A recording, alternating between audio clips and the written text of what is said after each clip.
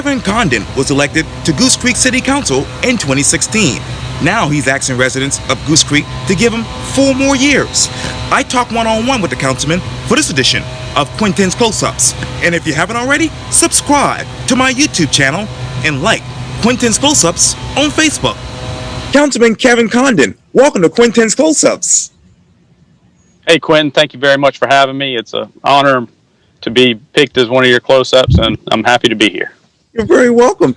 Obviously, you're a current member of the Goose Creek City Council, and now you're asking the residents of the Goose Creek area to give you 4 more years to complete a lot of issues and a lot of projects. Let me start with some developing news. Obviously, we all heard the potential devastating news about Century Aluminum. And I know Greg Habib, the mayor of the city of Goose Creek, told Channel 4 this quote: "There are small businesses in and around the city of Goose Creek who supply to Century Aluminum. One particular that comes to mind, it's a very significant part of his business. So while he isn't an employee there, his business is very reliant upon Century Aluminum." Let me ask you this, Councilman. What other Goose Creek businesses are reliant upon Century Aluminum? I would say a lot of the restaurants and convenience stores in and around the plant, because I'm sure those employees stop there for lunch, stop there to get drinks, gas, you name it. And so by losing 300 employees, 600 total for that plant shutdown would have an effect on our local economy. And I know Century Aluminum officials say they sent a notice to employees that the plant could close on December 31st, 2020, unless they can, quote, secure a competitively priced power arrangement. What arrangement is ideal price-wise for Goose Creek? From my understanding, what we've looked at is we're looking at the open market price plus what our margins would be. And of course, our margins would be any cost that would need to be covered by the city. Prices fluctuate, so I don't know exactly what that price is right now, but I'm quite certain it's far cheaper than what Santee Cooper is charging them. Because anybody that's done any research would see Santee Cooper provides them 25% of their electricity, but make up over half of their electrical costs. So that just shows you the significant markup Santee Cooper is putting on Century Aluminum for the power that they are providing. Now, you talked earlier about the margins for the city. What are those margins right now? Right now, we don't really have any until all this stuff with the courts play out. Because until the courts make their ultimate decision, we won't know those exact costs, simply because we won't have to have them factored in quite yet. And I know the mayor explained that the city has already communicated with the Unemployment Commission. He said the city will continue to evaluate options for the Mount Harley plant. He says the loss could affect the Goose Creek economy. What options have city council been privy to? Well, as you may know, and some people may not know, part of this was bringing that property into this, annexing that property into the city. And the first phase of that was 3 parcels that are along Old Mount Holly Road and Highway 176 running up towards the Carnes corridor. Those 3 parcels have already come into the city, and this decision by the court will not affect that. So any future development of that property, we would then be in charge of the zoning for that, and it could also be a benefit to the city in business taxes, licensing, permits for building, and hopefully, if we are successful, as this thing plays out, we would also be able to provide power to anything that locates on that property. So I know a lot of people say we're doing this just to have a sole customer of Century Aluminum, but that's simply just not true. What it does is it provides us the ability to give power to anybody that locates on that property. So that could mean we could go from anywhere from 1 customer to however many would ultimately be on that Century Aluminum property. Now, you talk about the future development. Are you guys having any success with any future developers thus far? Not with that property. It's still so new to the city. Okay. And again, ultimately, that decision is going to come down to Century Aluminum and what they want to do with it. Again, they own the property, so therefore they control whether they sell it or develop it. We would just control what kind of zoning we would want to see on that property. And, I know a lot of people are fearful that it would be more residential. And that's, as of right now, the feel of council that I have is that's just not a direction we would like to see happen with that property. We would like to see it stay more light to heavy industrial. And is that the case around the area of the property? Around the property as a whole? Yes, sir. I would say so, because to the Mount Holly side of it, there is some residential, but you also have JW Aluminum over there. And then to the back side of that property, it backs up to the Mount Holly Industrial Park, where you have Google and then some other industrial. So it's already set up for that area to really maximize itself as a light industrial to heavy industrial complex. And I know the mayor told Channel 4 that the city will do everything it can to save the hundreds of jobs impacted and bring back even more. How many more can the city bring back? Well, again, it's going to depend on how this all plays out. I think everybody ultimately figured it would make its way to the state Supreme Court. I think we're hopeful that we'll continue to appeal it and it'll get there and we'll be victorious in the end. If that's the case, Century Aluminum had every intention of reopening their second pot line, and that would bring back the 300 other jobs. So it would have at least a minimum of 600 jobs at that facility. And with that extra money savings on their electrical power, they may have been able to provide more jobs. So as of right now, we don't know. But if we can get it in our favor and their favor, we're looking at 600 plus. Now, I know you mentioned the second pot line. Is there a first pot line, and how many jobs are there? That's what they have running right now. Okay. They mothballed the second pot line. So the 300 jobs they have now are there running their day-to-day, which would be that pot line and any ancillary jobs around that pot line. And how many jobs are those? Total, that's the 300 that they're talking about now. Okay. And I know Santee Cooper said this, quote, "We estimate it would take about 270 million in 6 to 8 years to replace the capacity you now want and increase our operating costs $80 million to as much as 160 million over that time frame. All costs that would have to be shifted and borne by our customers for the sole purpose of benefiting Century." What's that capacity right now? I'm wanting to say their capacity is like 420 megawatts. I think it's megawatts.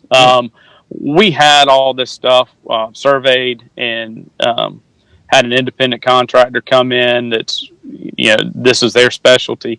And right now, those transmission lines have more than enough capability to provide Century Aluminum with the power they need to run 2 pot lines and any other businesses that we would need out there.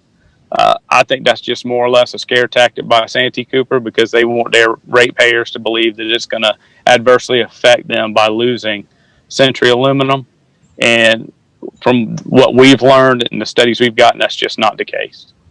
And what other business would you want to bring out to that particular area? Again, that would be more up to Century Aluminum. I know a lot of the talk was maybe if they have certain suppliers or they have some other businesses that they work closely with that would benefit them to having them on site, would definitely be an option. And what costs does the city foresee customers paying with Santee Cooper? The only cost we would have to Santee Cooper would be the transmission, the use of their transmission lines. Okay. I'm not 100% sure what that cost is right now, but I know it is regulated by the FERC, the Federal Energy Regulatory Commission. So those costs would be set, and they would fit within the margin that we would add to the price of the open market, so that it would be covered by what Century Aluminum pays for that open market energy through the Goose Creek electric utility. What's the open market like now, Councilman? I think prices are fairly cheap. Again, I don't know the exact price right now of what open market electricity is. Unfortunately, here in South Carolina, we don't get to deal in open market power. Wow. We're pretty much stuck with either Wascana, Dominion Energy, Duke Energy, Right. or one of the cooperatives that service the areas around South Carolina. We don't do open market power like they do in places like Texas, where you can shop around and get a cheaper electric bill. So you're kind of stuck with what you get. I know Central out of Columbia, who all the co-ops get their power from, is also in the middle of a lawsuit with Santee Cooper for their exorbitant prices to Central for compared to what they can get it on open market. So this has obviously been a pattern with Santee Cooper, and hopefully we'll get some people to see our argument and our interpretation of state statute, and maybe break that up some so we can get some cheaper power, not only for Century Aluminum and anybody else that comes on that property, but hopefully overall in the state, because it maybe it'll open up the energy market here in South Carolina. And Channel 4 said that they would like to offer a 1-year extension on their current arrangement, which Santee Cooper said has been declined twice. What is the current arrangement? It's whatever they're currently paying now. I know there was an email that went out to Century saying that it was not viable for them to continue to offer that rate to them, but they would be willing to be the good guys and extend it for 1 more year. And it's not a rate that I think Century can continue to pay. It's obvious they don't want to continue to pay that exorbitant amount for energy, and that's why they're willing to shut down this plant. Although they don't want to, at some point you have to quit throwing good money after bad. And we're going to continue to do everything we can to partner with Century Aluminum and try to keep those jobs here in and around Goose Creek. And I know this might be a redundant question, Councilman, but what exactly will be the future of energy in Goose Creek? What exactly is the future of energy in Goose Creek? Again, we're serviced by Berkeley Electric Co-op. They have the exclusive rights for all of the city of Goose Creek. This is a very unique situation here with Century Aluminum because of the way they've been provided power since they were Alumax years ago. That's why we feel like we have the ability to come in and offer them power. But as far as anywhere else in Goose Creek, they'll continue to be serviced by Berkeley Electric Co-op. Let me turn to your reelection bid. Obviously, it's 2 weeks left before the election, and you said this on your Facebook page. With the election just over 2 weeks away, I wanted to remind everyone that one of the greatest rights we have is the right to vote. Let me ask you this: why Kevin Condon? Why reelection? Why me? Why reelection? As of right now, I'm the only member running for reelection that's currently on council that's had 4 years. When I was elected in 2016 with our current mayor, Greg Habib, and County Councilman Brandon Cox, we really started a revolution, I feel like, in Goose Creek. Prior to that, we were mostly a bedroom community, and our residents have become very used to quality services. We have a sanitation department that I would put up against any in the country, private or public. They're that good. Our police department is phenomenal. Our fire department is top notch. All these great services have a cost, Quintin. And unfortunately, when you're a bedroom community, those costs end up going to the feet of the homeowners. And the only way to continue to offer services of that magnitude, of that quality, would be to raise taxes. So we figured we would need to find diverse revenue streams through economic development so that we could continue to provide those services not only to our residents but our businesses and not have to raise taxes to do so. And I want to continue on that path and see us thrive and really become a player and a force not only in the region we're in, of course, of the Low Country, but in the state of South Carolina. Now, you talk about obviously the diverse streams of funds, and obviously you mentioned the economic development. Where else are you going to get those funds from? Other than businesses and economic development, again, it comes from our residents, and that's something we don't want to do.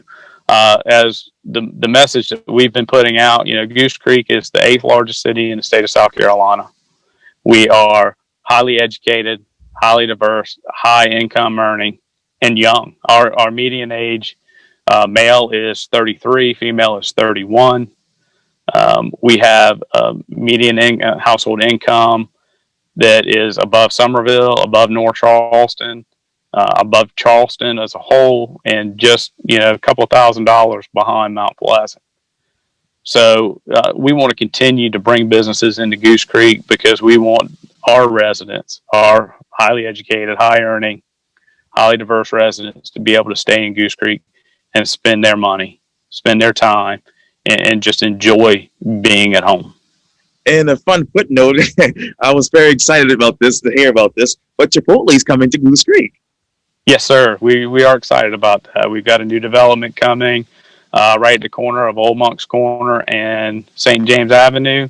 It's going to have a Chipotle, I think 2 or 3 retail shops, and I believe there's a space for another sit-down restaurant that we have not gotten yet, but hopefully, we'll fill that space. And between that and all the stuff coming down the street at Goose Creek Village, and of course our new brewery over at the old headquarter fire station at Button Hall Avenue, we're excited about the things that are happening here in Goose Creek. And I love the burrito bowl. Yeah, the chicken bowl that I used to get without the sour cream and cheese, but it's really good, very healthy. You talk about it'll give you a reason to come up and visit us in Goose Creek, Quintin. Absolutely, indeed. And you talked earlier about getting obviously elected in 2016 with Mayor Greg Habib, and you talk about that revolution from 2016 and right now. What is the biggest difference about that revolution? I believe it's our message, our perception as a city as a whole in the region. I don't feel like prior to that we were very engaged. Yes, we had members on certain boards like the COG and things of those natures, but we weren't as engaged as we have been, especially in the last 2 years. We've been extremely engaged. Mayor Habib sits on the board of the Municipal Association now. So we're getting out there. We're getting our message out there. And Matt Brady's doing an amazing job. Of course, you've interviewed Matt, so you know Matt. He's doing an amazing job as our economic development director and getting our message out there and getting people interested in Goose Creek again. What exactly is that message now in the midst of COVID? We're still here. We're still open for business. And we're ready for you to come to Goose Creek and enjoy this new spark, this new revolution we're going through. Yes, sir. And obviously you talked on Facebook about this as well. You said this quote, "Do your research and be an educated voter." When people do their research, what will they discover about you as councilman?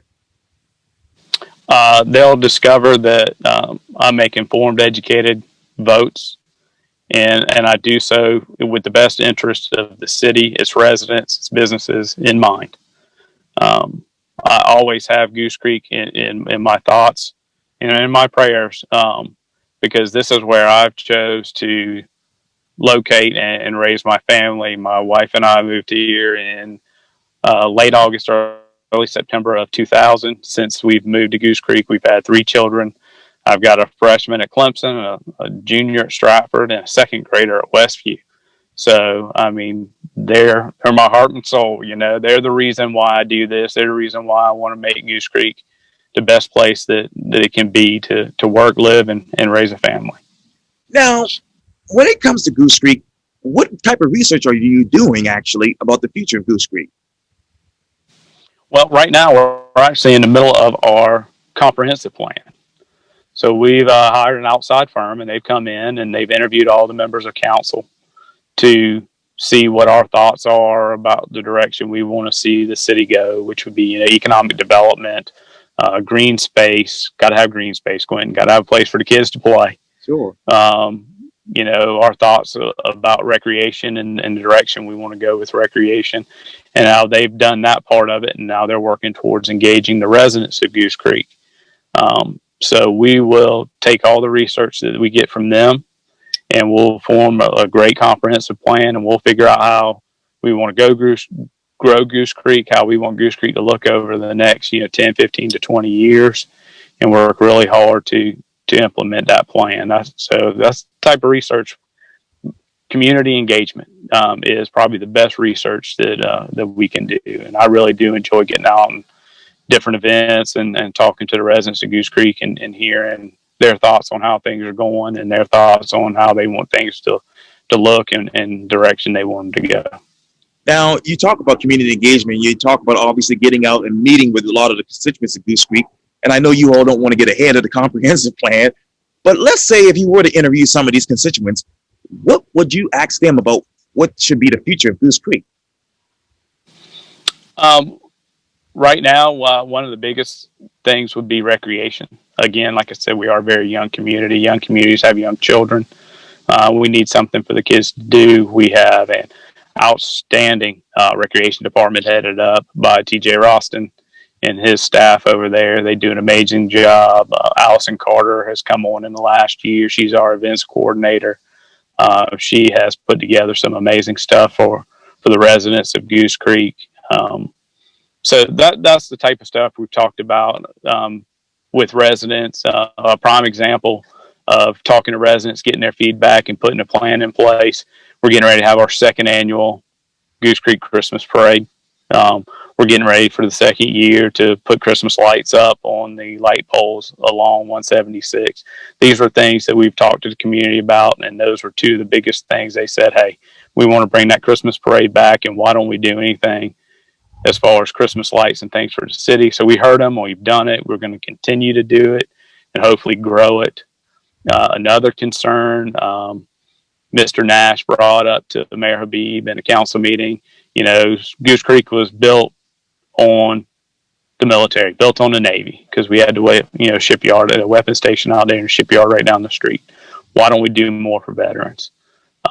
Greg Habib was, he told Mr. Nash, I don't have an answer to that question, but I will get an answer for you for that question. And Mayor Habib talked to council, and out of that comment and other interactions with the public, and then our talks as a council, we are now in the process of building the John McCants Veterans Memorial Park over in Boulder Bluff. So it's going to be a huge undertaking for the city. It will get the park in the Boulder Bluff community that we promised them 4 years ago, and unfortunately just didn't have the money to build until recently. So now we have the money. We want to honor John McCants both as a veteran and as a longtime serving member of the Goose Creek City Council. I mean, he was a huge influence on our community, and it gives back to the veterans by calling it the Veterans Memorial Park. It's going to have a beautiful entrance. It's going to have stuff dedicated to the Marines, the Navy, the Army, and the Air Force. We've sold bricks, so if people in the community, if they want to honor their veteran, they could put their name on a brick on the entrance, and it's going to provide a great green space for our residents. So these are some of the things we've done that have come out of community engagement. You talked earlier about the Christmas parade. Obviously, you heard about Mount Pleasant and some of the city council, town council members, that is, and the mayor, who actually had some issues with how the Christmas parade will take place this year amidst COVID. And obviously, their application was approved by the Commerce Department. How does Goose Creek approach this Christmas parade this year with amidst COVID? And how should the residents approach the Christmas parade? We have not talked to Allison Carter about that yet. I do know she has a plan. I imagine our parade route is long enough that we can fit plenty of residents in there with social distancing. I'm sure that will be our plan. I'm sure we will section it off so that we can distance properly outdoors, and everybody can still get a good view of the parade route and enjoy the parade. That is amazing. Will this particular parade route be shortened? I don't believe so. I think it worked out well the way it went last year as far as the staging position, the flow of the parade through down 176 St. James Avenue, and then being able to come back up through to the elementary school for everybody to offload and get ready to go on about their day. So I think the parade route we have right now is perfect. I don't think there's any reason to change it. And like I said, there's more than enough room on both sides of St. James Avenue from the start of the parade at Old Monk's Corner to the end of the parade at Maryland to have social distancing and have everybody still enjoy it and have a great view of it.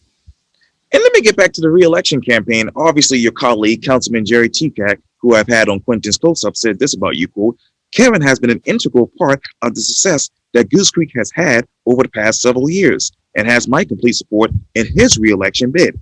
Being a part of a successful team and not an individual is how work gets done. Besides all of the things that you just told me about, collectively, what work do you want to get done next for the citizens of Goose Creek if you're reelected?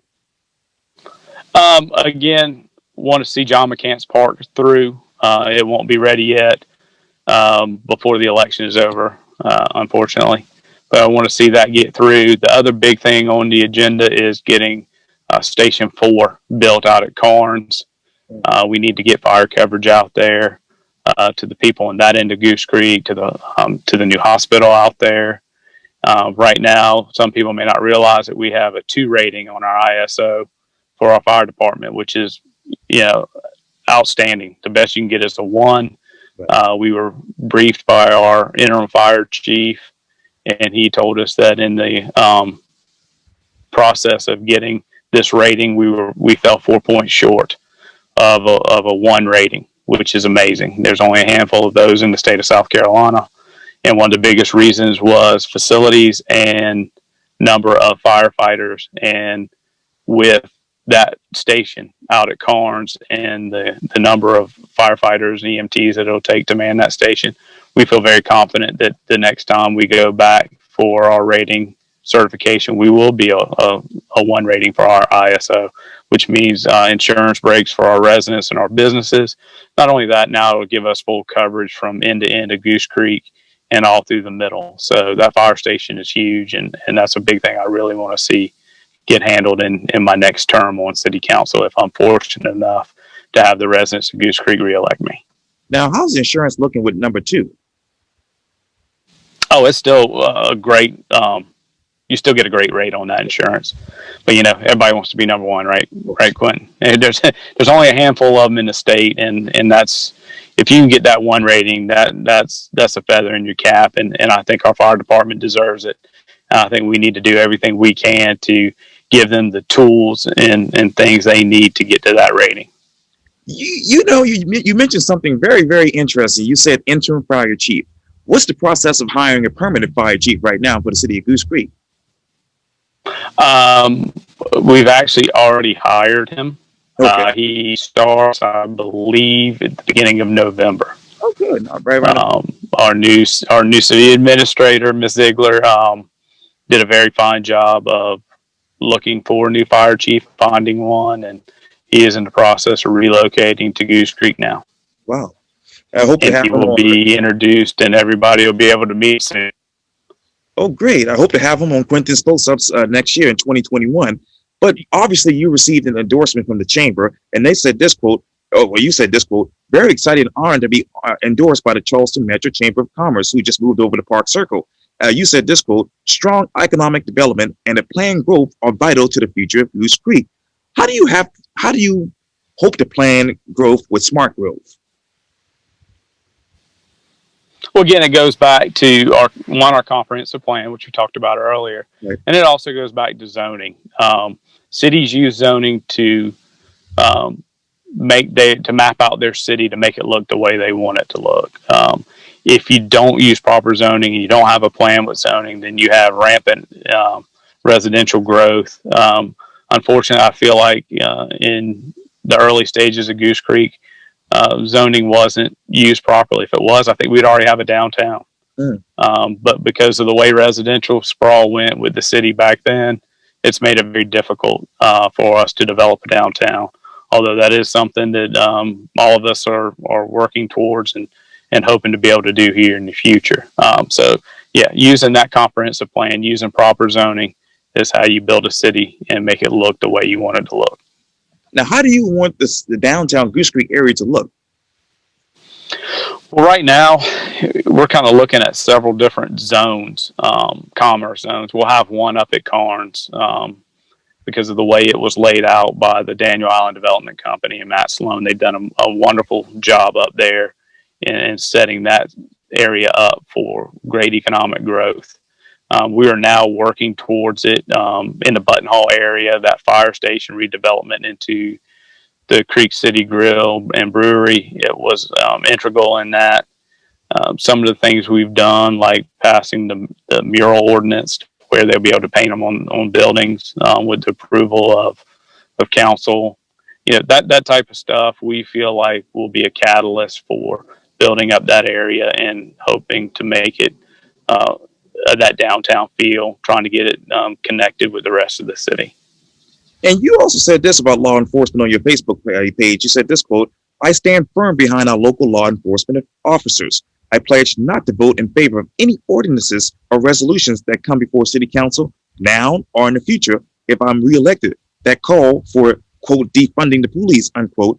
Safe neighborhoods are essential in the success of our city." Kevin, let me ask you this. What other neighborhoods in Goose Creek do you want to become safe to allow the city to be further successful? Right now, most all of our neighborhoods are fairly safe, Quintin. We do need some more officers. We're probably about 7 or 8 officers short of where I feel like we need to be as a city. We are adding, I believe, 2 more positions in 2021 with the 2021 budget. We just want to make sure we have good uniform coverage across the city so that, when you walk out your house and you see that police officer come down your street, you know who they are. You've seen them. That's the point of community policing. That's something that Mayor Habib has really stressed and really wanted. One of the major reasons we brought Chief Roscoe in because she is a huge community policing champion. So that's what we want to do. We want our residents to feel safe in their neighborhoods. We want them to feel safe in their homes. Another reason why we want to build a park in Boulder Bluff, get some of these older communities in Goose Creek. We want them to be engaged. We want them to redevelop and just really continue to feel a part of what we're building here in the city. Now, how many neighborhoods do you want redeveloped? It's not really a number, Quintin. We just want the best for each neighborhood. I live in an older neighborhood. I live in Foxborough, which is off of 176 right across from Crowfield. Oh, yeah. I live in Foxborough, Florida. Matter of fact, I back right up to JW Aluminum. Oh. Yeah. So, we just like to see people come in. They're buying those houses up left and right. They're rehabbing them, refurbishing them, and turn around and selling them. And all that does is make the property value in the area go up.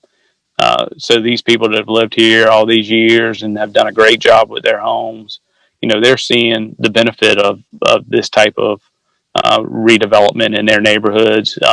And they'll continue to see the benefits of added police presence in their neighborhoods when we're fully staffed. All that stuff makes property values go up, makes Goose Creek more attractive. And at the end of the day, like I said, we want to make Goose Creek the best place to work, live, and raise a family. As you know, we were already voted 38th in the country by Money Magazine. And as my friend and colleague, Councilman TCAC, pointed out, no other city in South Carolina was above us. So I guess that makes us number 1 in South Carolina, too. Exactly right. Obviously, we're in the midst of a health outbreak with COVID. How do you all hope to adopt the new budget? We've already had the first reading. We're getting ready to have the second reading here in November, right after the election. I don't see any problems with that, with passing the budget. As far as the impact of COVID on Goose Creek, so far it's been extremely minimal. Most of the tax money and stuff that we received before the pandemic hit and the shutdown started. We, through very wise choices through our financial directors, both Ron Parecha and Al Tyler, we're in a great place. We have a very healthy fund balance, and I think we're going to be okay. We'll weather this storm just fine, and I think when we come out on the other side of it, we'll be better for it. Now, how many businesses have been, unfortunately, had to close down because of COVID? I don't know a number off the top of my head of any that have closed. I do know that we just started Kickstart the Creek. So hopefully any businesses that are in dire need or close to feeling like they need to close, they'll go to the LDC and they'll get to work with them and try and get that loan for Kickstart the Creek. It's beneficial because they would get that money from us, but it would also, once they get in the system with LDC, they would also be able to access any other programs that LDC has, which is one of the reasons why we were happy to partner with them and get Kickstart the Creek off the ground, because we don't want to see any businesses in Goose Creek close up, because it's much easier to keep a business and a storefront open than it is to try to find a new one. And speaking of new, how many minority-owned businesses do you hope to bring to Goose Creek in 2021? I don't think we have a number in mind, Quintin, but the more the merrier. I think that's great to have a minority-owned business in Goose Creek. We certainly encourage it. We certainly would love to have them in Goose Creek. I know Mayor Habib in a Twitter post sent out to it was Mama's Kitchen downtown. It's having to move out. We told her, hey, we'd love to have you up in Goose Creek. Come on, we'll make it happen for you. So yeah, we'd love to see any of them come into Goose Creek. In any business, any minority business, the more the merrier. And we want everybody to feel a part of the community, everybody to be a part of the Goose Creek dream, or as we say, Creek Rising. Exactly right. Well, Goose Creek Councilman Kevin Condon, thank you so much for your time. And again, welcome to Quintin's Close-Ups. Thank you, Quintin. It's been a pleasure, and really enjoyed being here. Likewise. Thank you so much. Thank you. You're welcome.